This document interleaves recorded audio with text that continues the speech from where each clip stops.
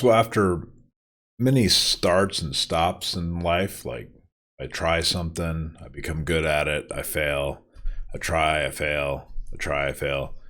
So after all these starts and stops, I've come to a conclusion.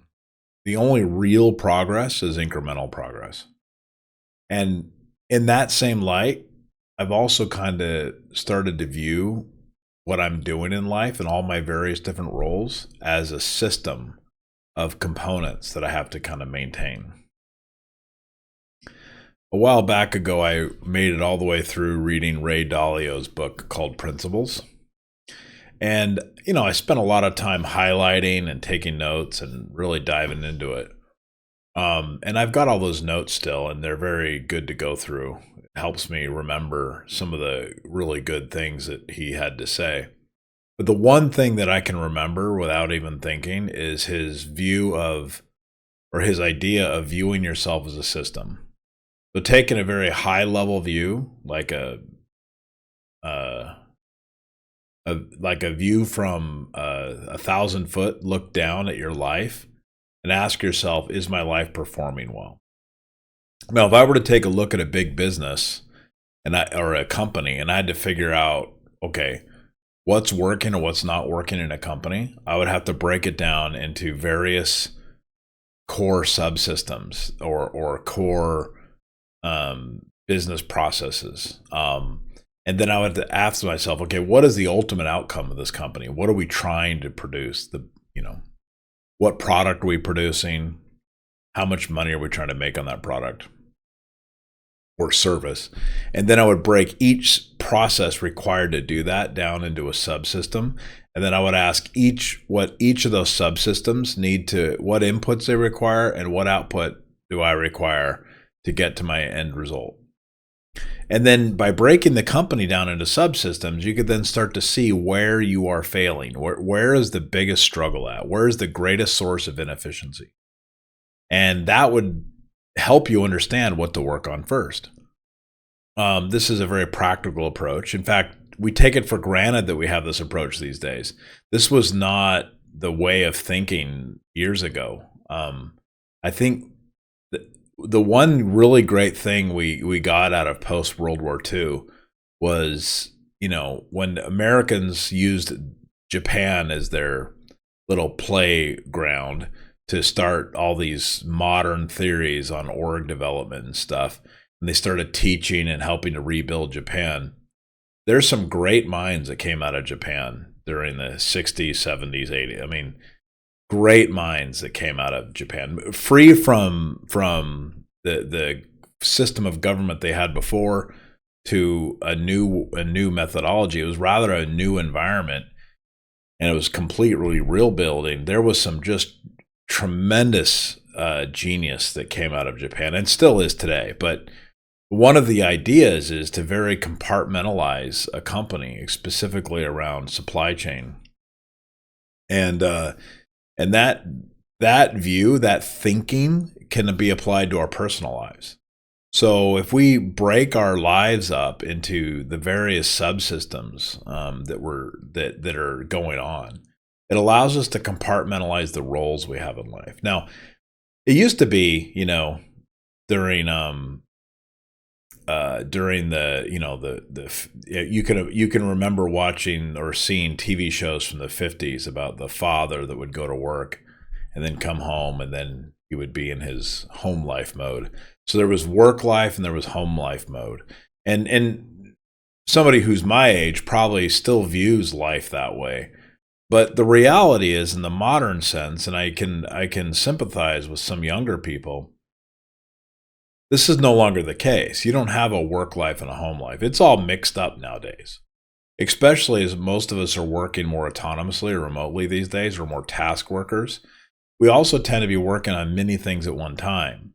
So I know in my work life, every time I've had a job or a role in a company, I've never had one role. I've always had 5 or 6 roles that I'm doing. There's 5 or 6 major key responsibilities that I have to perform.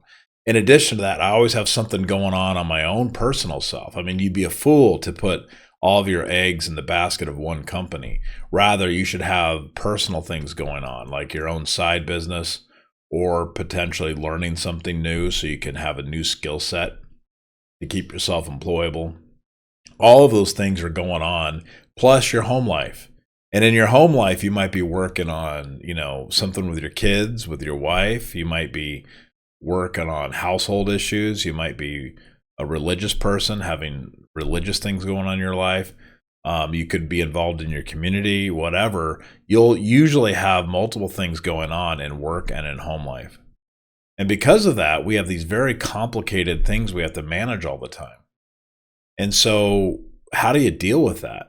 Well, you can't deal with it as an entirety. Like if I sat here this morning and thought, okay, what am I going to work on today? I would very quickly build an overwhelming list. I mean, it would just be like, oh my gosh, I'm never going to get done. But you have to compartmentalize and create systems out of this. So I've created 7 systems. These 7 systems are things that I run every day. And they each have inputs that are required and they each have outputs that are expected. And over time, as I try to incrementally improve on these 7 systems, I come up with little things I can do to make them more efficient. And when things are running, now, I'm not going to say I'm perfect at this. I fall apart all the time. But when things are running well and going the best that I've had them go, I'm incredibly efficient at getting stuff done in many aspects of my life, not just one.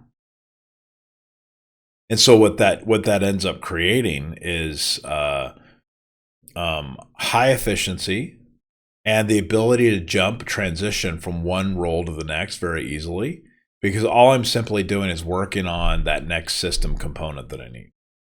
This also allows me to see very easily what areas of my life are failing or what areas of my life need attention. So if I can look at it from 1,000 feet, I can see, okay, this particular area of my life is not going well. I'm not getting the result I want. So what am I doing wrong in that area?